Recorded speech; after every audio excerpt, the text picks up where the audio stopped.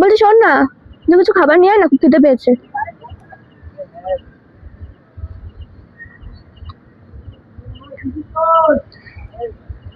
সত্যি একটা সত্যি কথা বলবো, কি?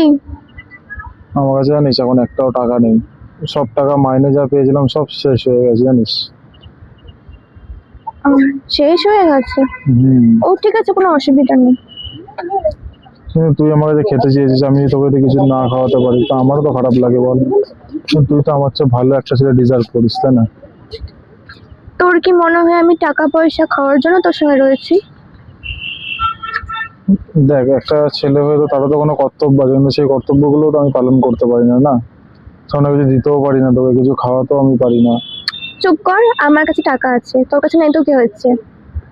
আমি জানি তোর এই মাসে অনেক খরচ হয়ে গেছে, সব স্যালারি শেষ, তাই জন্য আমি টাকা রেখে দিয়েছি। তো অসুবিধা নেই, আজকে আমি তোকে খাওয়াবো।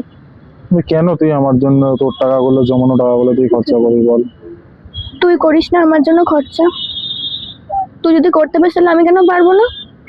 তুই কিছু করিস বল? তুই না, তুই এখন আর পড়াশোনা করছিস, তুই কোথায় পাবি টাকা? তোর দুটো টাকা তোর কাছে থাকে, তোর কোনো তো নিজেরই অসুবিধা নেই, দরকার হয় বল। আমি বার্থডেতে টাকা পেয়েছি তো জমিয়ে রেখেছিলাম, আজকে আমি আর তুই সেই টাকাটা দিয়ে খাবো, ঠিক আছে?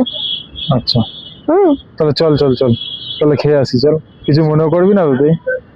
পাগল, চুপ।